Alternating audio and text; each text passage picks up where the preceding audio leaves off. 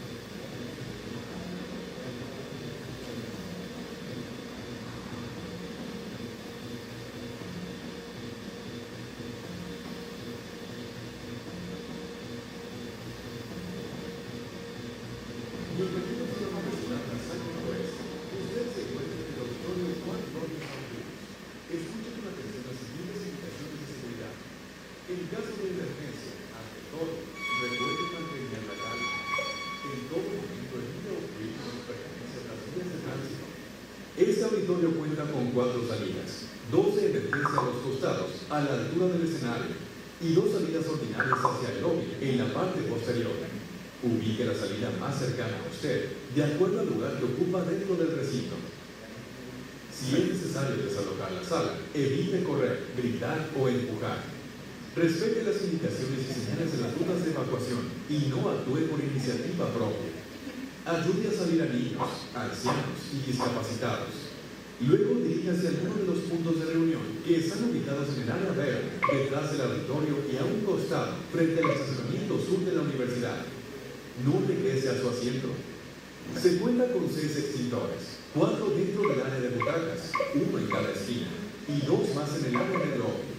Recuerde, seguir estas indicaciones y utilizar correctamente las rutas de evacuación y salidas de emergencia ayuda a salvar vidas. Además, le recordamos que nuestro campus es un área libre de humo. Para mantener el auditorio limpio y por respeto al evento, le pedimos de la manera más atenta mantenerse en su asiento durante todo el programa al que asiste, evitar subir los pies a los asientos, así como la introducción de bebidas y alimentos del auditorio. Por último, silenciar sus dispositivos móviles. A su vez, le solicitamos atender las siguientes medidas sanitarias de prevención para el coronavirus. Utilice desinfectante de manos a base de alcohol antes de entrar y al momento de compartir algún objeto. Mantenga una distancia de al menos 1.5 metros con otras personas, alternando asientos. El uso de cubrebocas es obligatorio. De esa forma te protegerás y evitarás la propagación del virus y otras infecciones. A la par que construimos una nueva cultura institucional en la que centramos el yo me cuido y cuido a los demás. Los sanitarios se encuentran en el lobby del auditorio. Se deberá limitar la ocupación de los baños a 3 personas para garantizar el distanciamiento social. Gracias por ayudarnos a mantener su seguridad.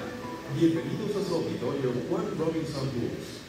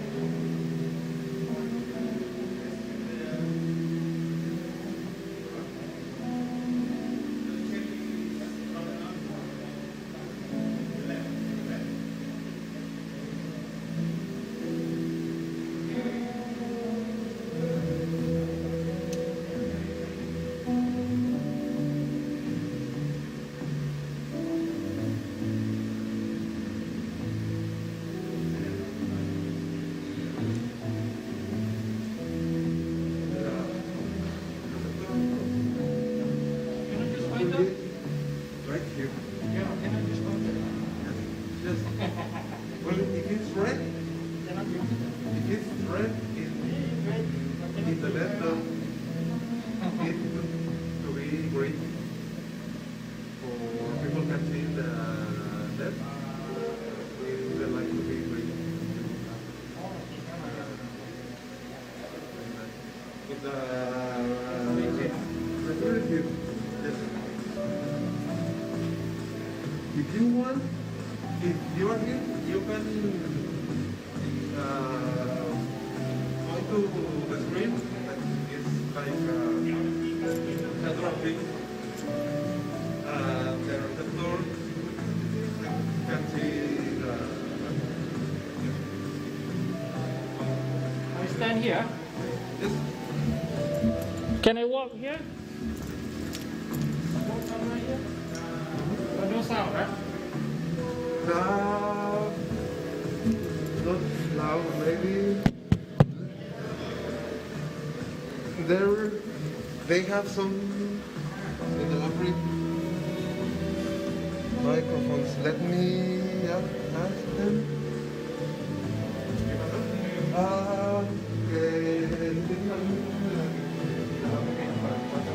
Yes.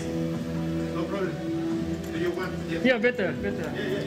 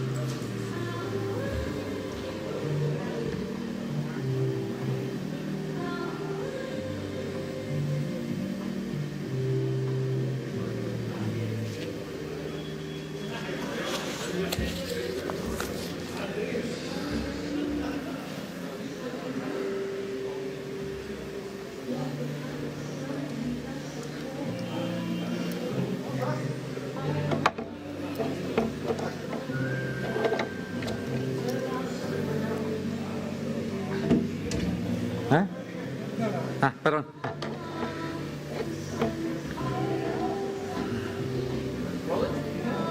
We have the green light and the green pointer. It's okay? Green point? Yeah, green pointer. Because the red pointer cannot use. Why? Ah, you lost. Green one can. ¿Qué le dijiste? No, no lo he dicho. Ya recarga en automático a las 5, ¿verdad? Sí, pues si lo pusieron así, sí. Aprendí. Huh? Take out mask. Yeah, you can get out. It's far. Yeah, I know. But now no. I know. ¿Él? ¿Él? Sí. Ah, ok, perfecto.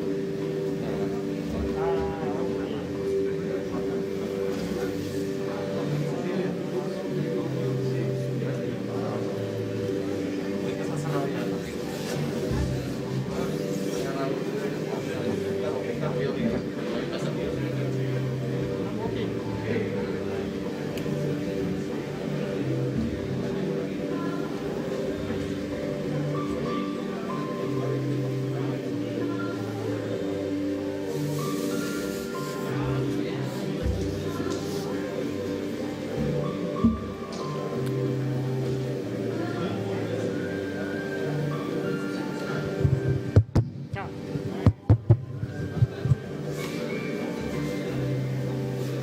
Working on. Working on? Okay, we're ready.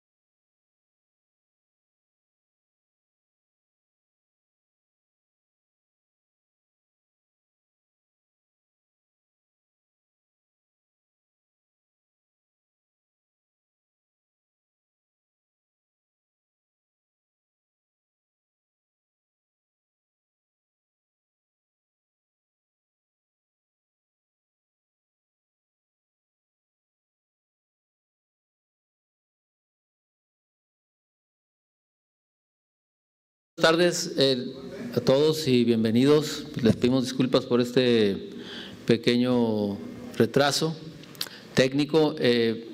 Si pudiéramos pedir a las personas que están afuera si pueden acompañarnos a entrar, ya vamos a empezar.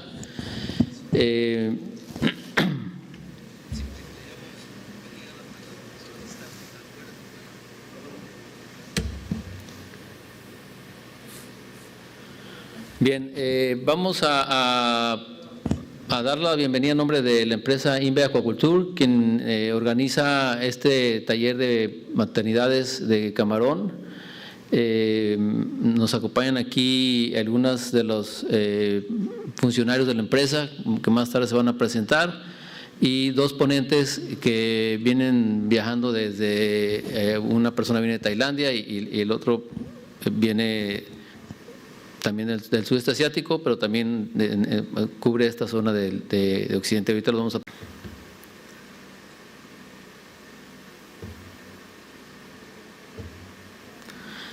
Taller de optimización en el uso de maternidades de camarón en el ciclo de producción.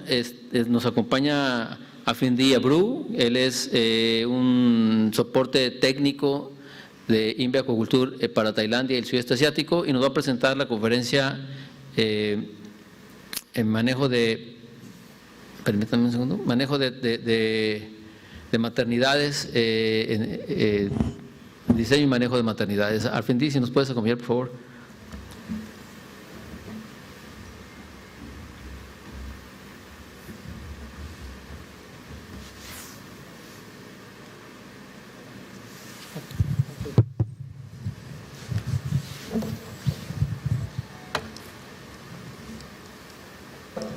Okay, now just to move slide.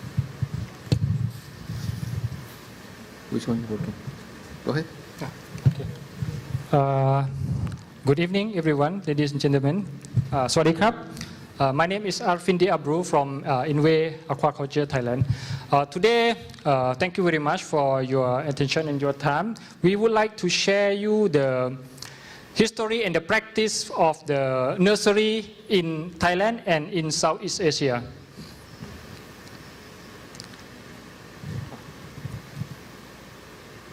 Okay, before we going to talk about the nursery, a bit briefing for the background. Why the nursery that can consider an old technique become famous again in Thailand?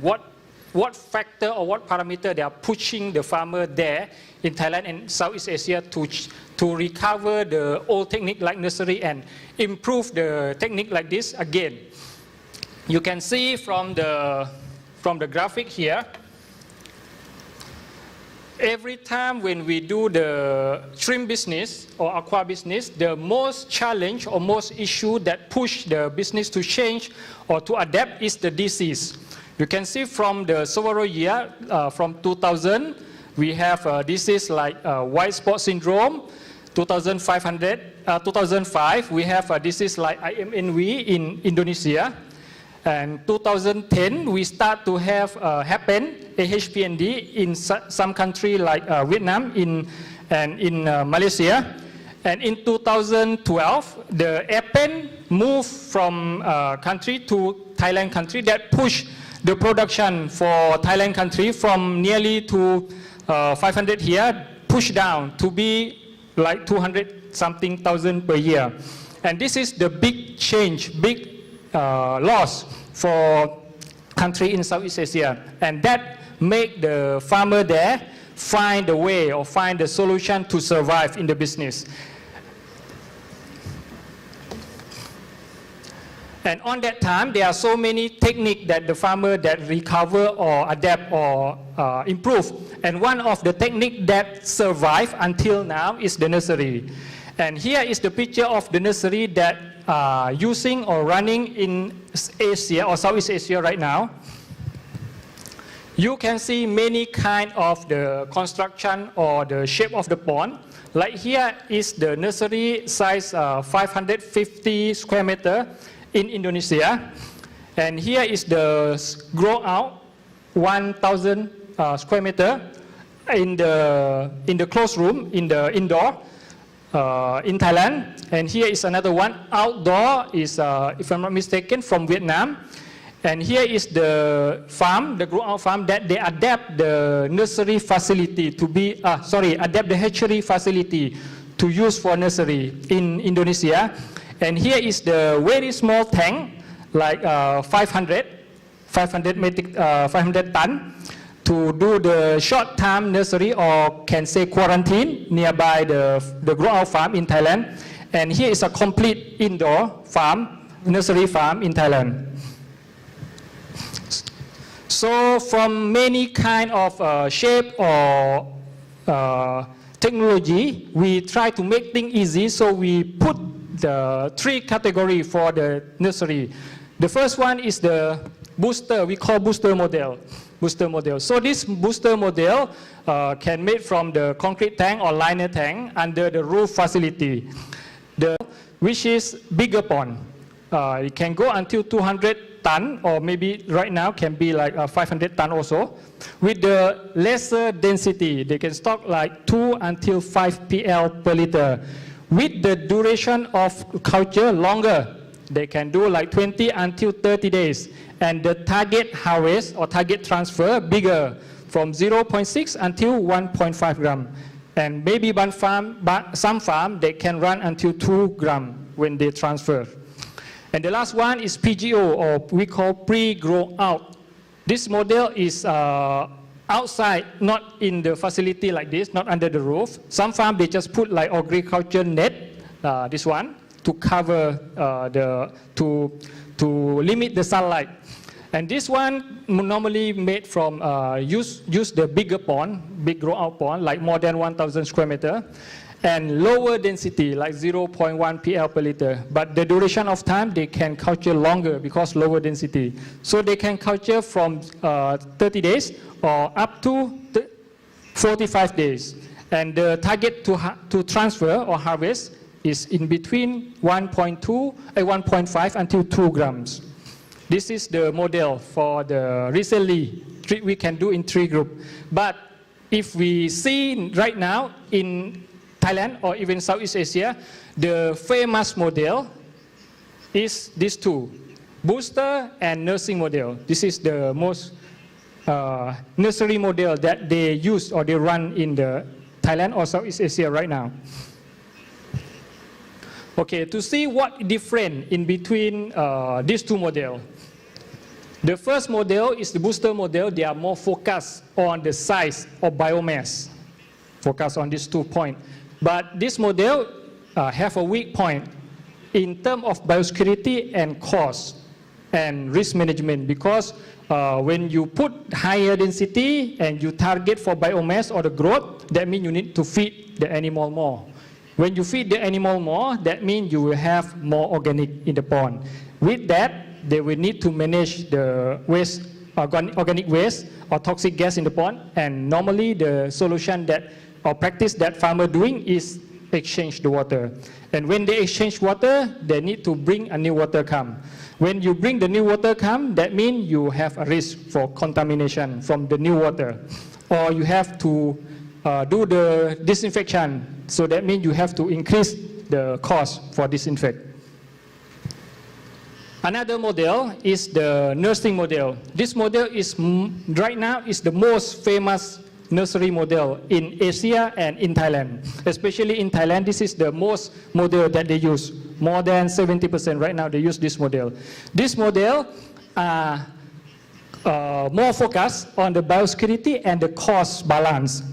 So, but the opposite side or the weaker point compared to this one, they have a smaller or slower growth or size and biomass because they are stock lesser density. But you will get the consistent result from this model. So we, as in way, if you ask us which model that we prefer or we will suggest the farm to run, in Southeast Asia, we suggest them to run this model because they are more sustained compared to other models. They are, in terms of cost balance, they are better. In terms of risk or biosecurity, they are also better. This is the model that most of us that we recommend to the farmer who want to run the nursery to run. Okay, now we're coming to talk about the nursery management. If we talk about the nursery management, we will split the key main category into 4 categories. The first one is the post-larva quality, very important. You want to raise the PL. If you have a poor PL or bad PL, you cannot raise a good quality PL, quality result. You cannot have a good quality result. The second one is the feed management. The shrimp will grow when they have a good feed.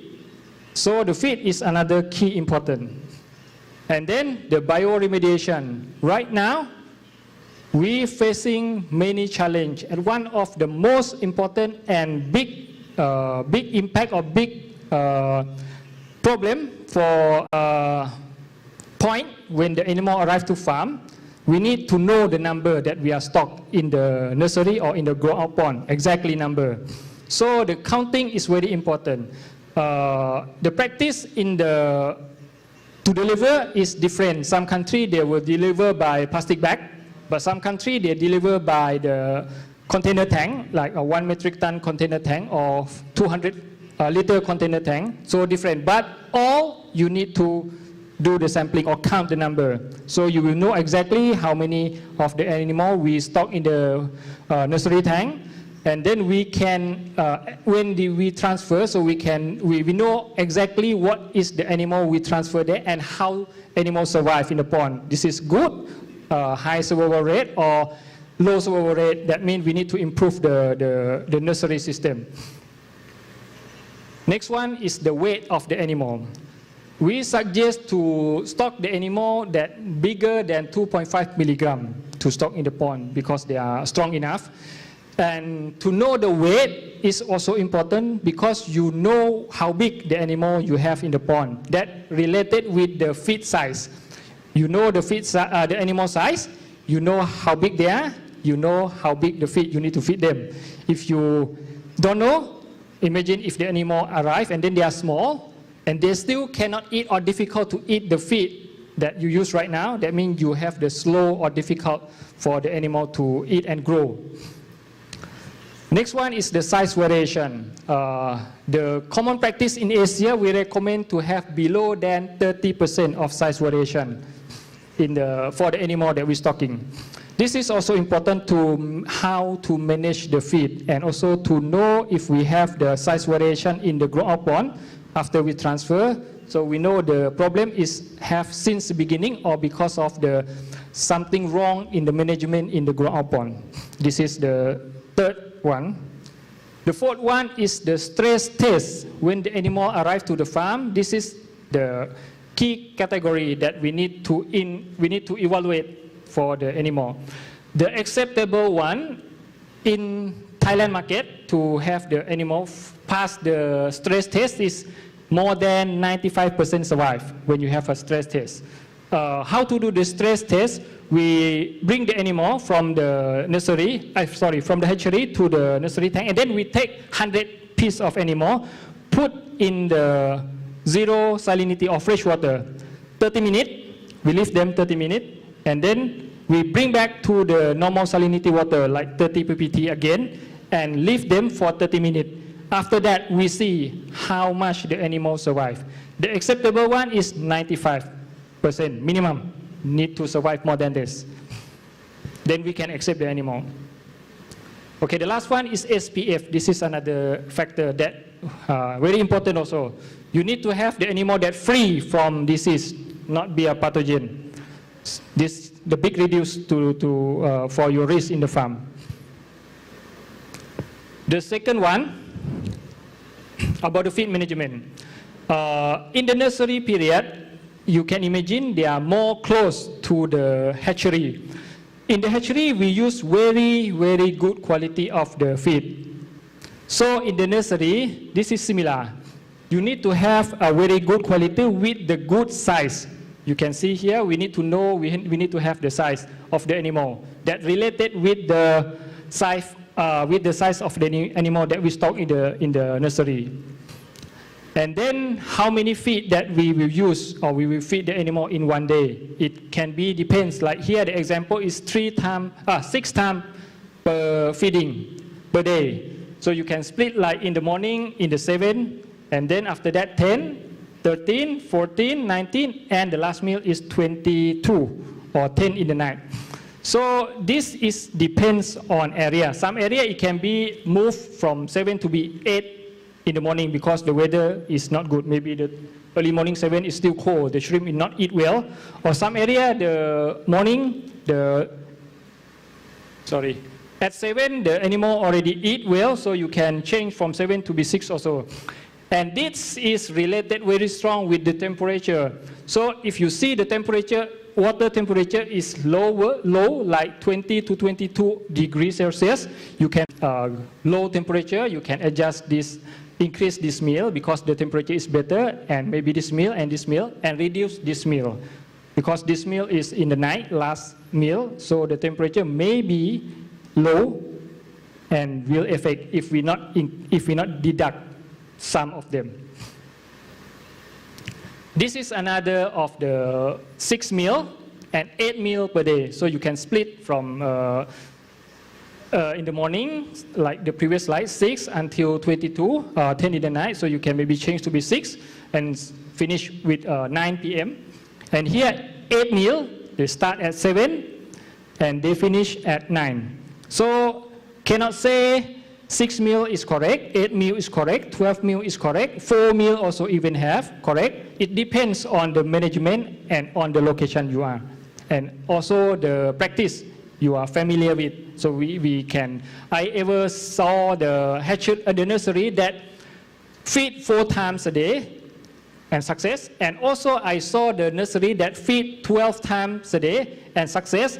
And also some nursery that running with the auto feeder, 24-hour running and success. So we cannot say this method is correct, that method is wrong. So all method you can use, it depends on your skill, management, and experience.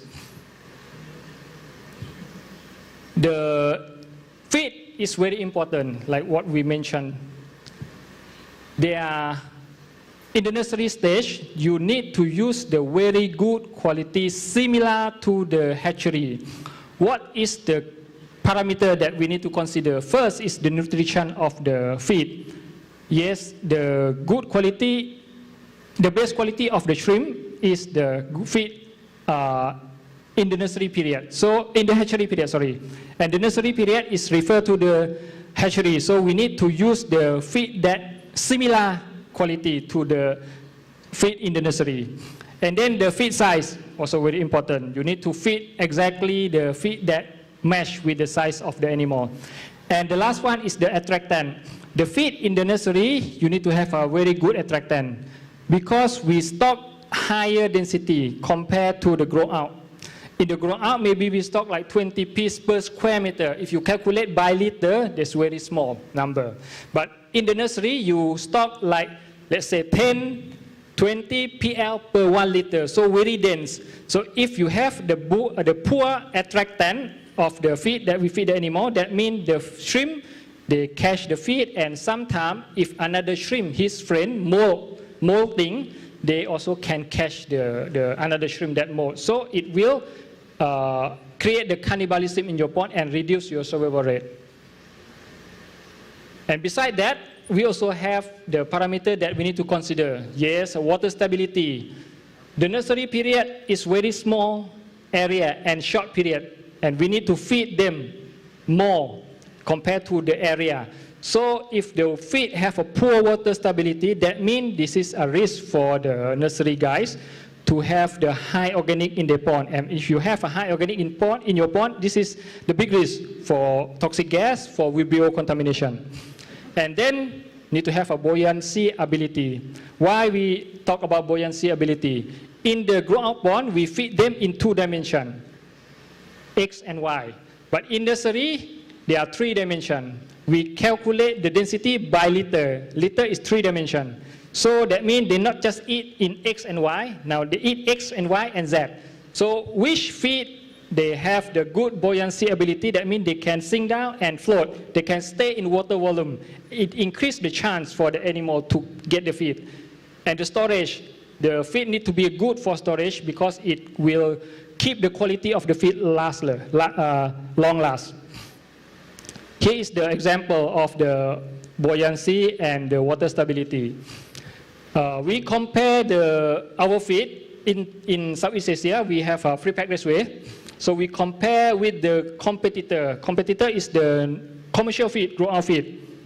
The water stability after 3 hours, the free pack raceway still strong, still good, 61%, and the competitor, the commercial feed, lasts on only 38%. After 9 hours, we have 25%, and they have 4% left. So that means they already melt. 96% already melt, and it will spoil the water quality. You can see the picture in the middle here. This is the, what I point here is the feed ration number 1. This is the feed. They claim they have the water stability around 4 hours. It can last long for 4 hours in the water. And then we check only 1 hour after feeding. Here is the same feed, but in the water for 1 hour. You can see we press and then they already melt all. They already melt. So this one is no water yet, not put in the water yet. And this one is after 1 hour in the water. Same feed. That means they are going in the water for 1 hour, they already melt. And it will spoil the water quality. And here is the test that we are doing for the, to see the leaching for the feed. We put here is the free pack raceway, number 700. We put here, and then we give this small aeration to make the feed moving, similar to in the grow out, in the nursery. And then this is another competitor in the market. You can see there are so many color of the water. We put there, and then we see for 30 minutes how is the leaching moving. So you can see here, they are brown color already. So that means the feed in the water are leaching, nutrition already leaching, and the dust already appear in here.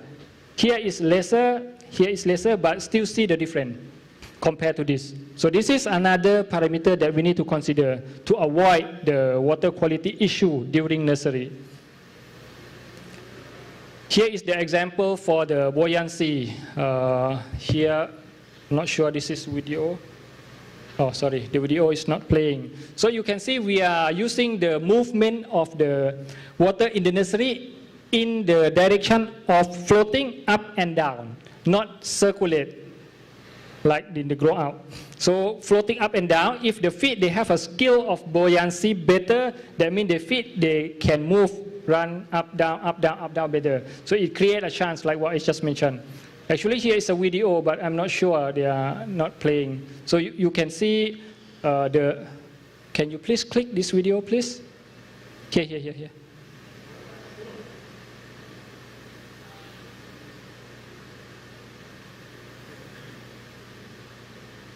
Okay, never mind. Okay, stay this one.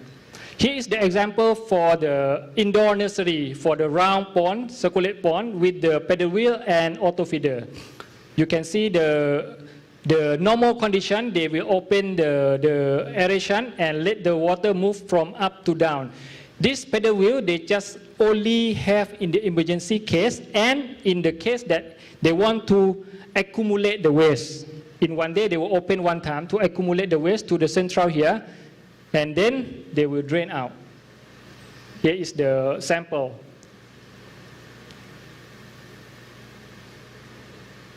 Okay. Oh.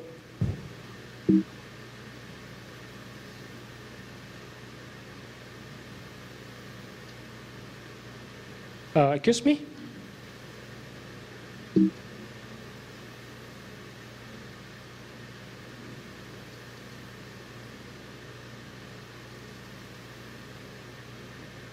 Okay, thank you. Oh.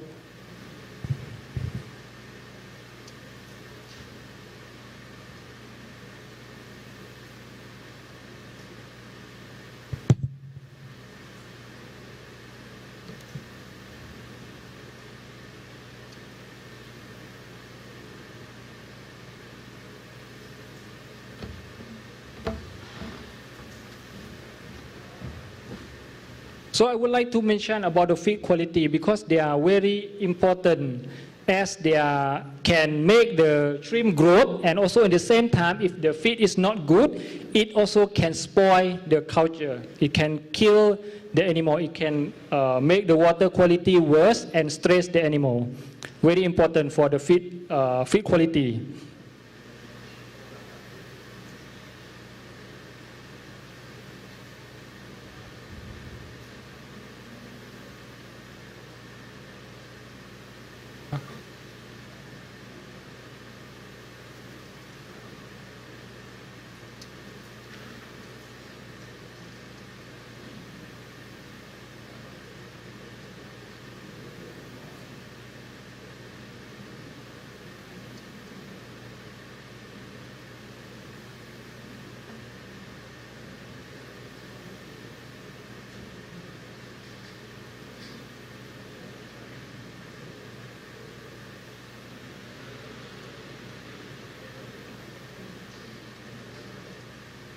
Okay, while we are waiting for the slide, just tell you a bit story about the feed. a bit about the feed in the nursery, how the feed we use at the beginning of the nursery stage in Thailand and Southeast Asia. At the beginning of the stage that we use the feed for nursery, we use the grow-out feed when we start. And then we found out the quality of the animal that we use, we have from the nursery is not good as we expect. And the water quality during the nursery culture are very difficult to manage. We need to change the water very often. We need to put the disinfectant very often because the water is changed. And we need to apply the probiotic very often because of the water quality is not stable. The key factor that made the water quality is not stable, finally we found out this is the feed that we use. If you remember the slide about the water stability, the grow-out feed, the weak point of the grow-out feed is the poor water stability compared to the specific feed that made specific for the nursery, like we call transition diet here. If the slide coming, you can see the graph. Then we try to adjust or change the feed in the nursery. When we change to transition, we can see the change in the nursery. First, what we can see the animal grow better. The animal grow faster. We can shorten the duration in the nursery. And the second is the quality of the water. We can see very clear difference. Later I will show you the feed, the period that they use the transition diet only, and then after they start to use the normal feed, how the different the water after they have the slide here. And from that point, when we change to the nursery or transition feed, we found the quality of the animal better, the water quality is better.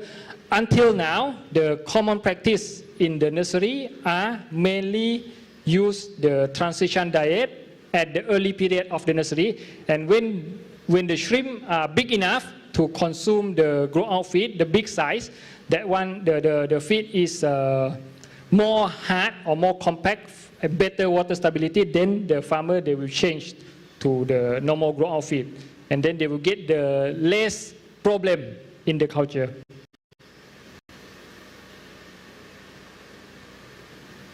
Okay, thank you. So here we can see the benefit of the transition diet. Here I will give you the example of prepacked raceway. We can see from the mix or add 30%, replace 30% of the transition diet, you can get 61% better, 0.038. 50%, double, you have 101%. You have a 0.048 growth per day. This is the better.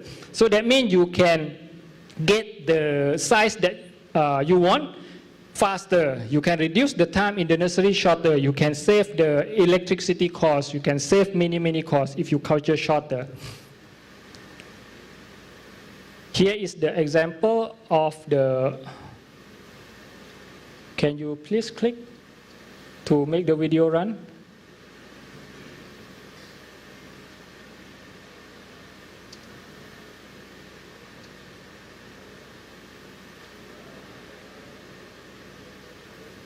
Okay, never mind. You can see the foam. You see the foam at the corner or at the edge of the pond. At the early period, they use SPEC and transition diet. This is the period at the beginning. So you can see the bubble or the foam here is very little at the early period. And then, this is another tank that they use the commercial feed, normal commercial feed, since the beginning. So you can see the foam different compared to the first pond, the first tank. You see? At the edge, this is very little foam. And here, more foam. This is another indicator that will help you to say the organic in the pond different. And another issue here, sometimes the commercial feed or the normal feed are bigger size compared to the shrimp in the pond. So you need to do the size, you need to screening. You need to screen the size. So you use the screen here and screen the small down and the big out. So you use only the small. And remember, when you do the screening, you not just screen the feed, you also screen the dust. So if you feed this small one, you will feed or put the dust into the pond also. So it will spoil the water quality.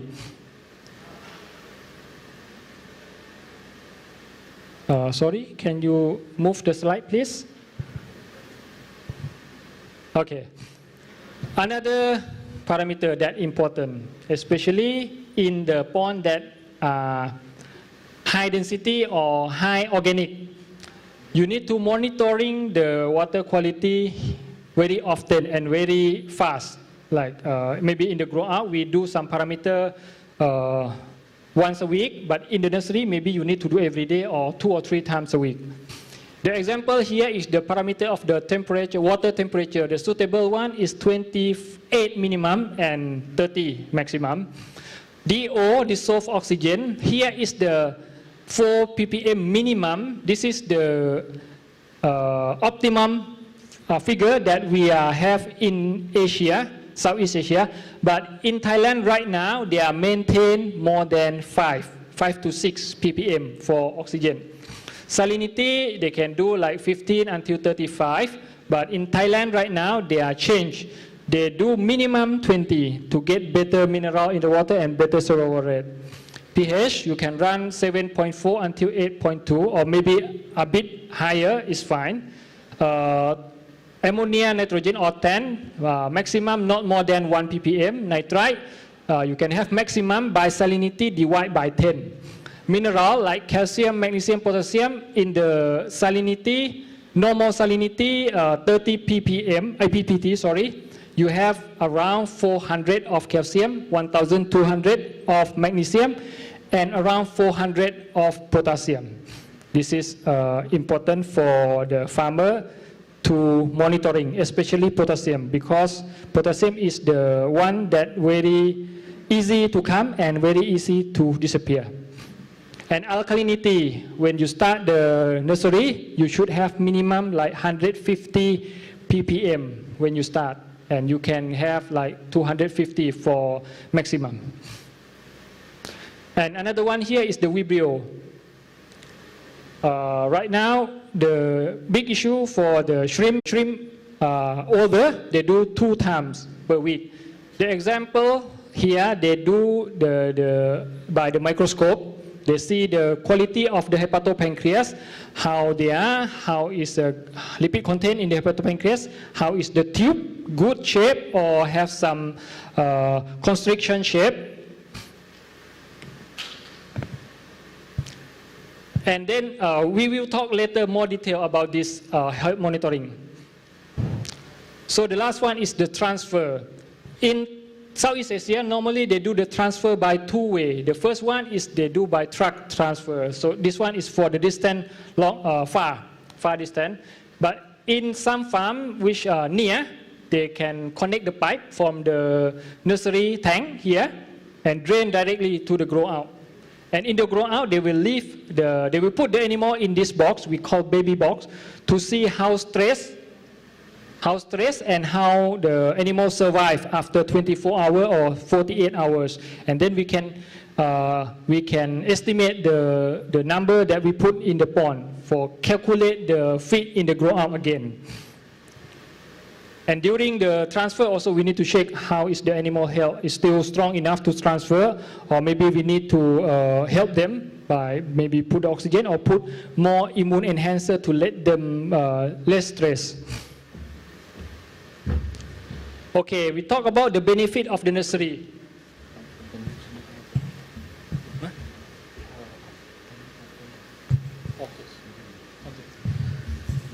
Bien, tenemos una falla técnica con el audio que vamos a intentar resolver. Vamos a hacer una pausa, unos minutos en lo que el equipo... ¿No nos escucha?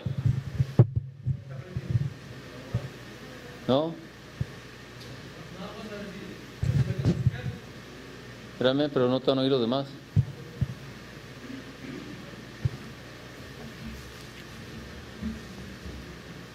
Es ahí en... Okay.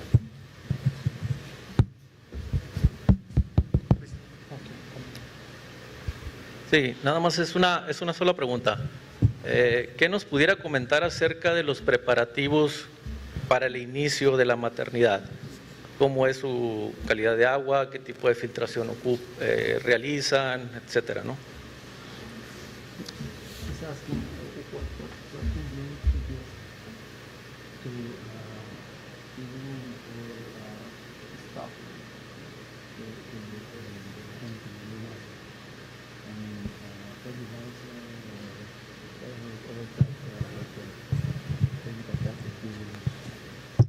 Okay, thank you for the question. The practice before stocking,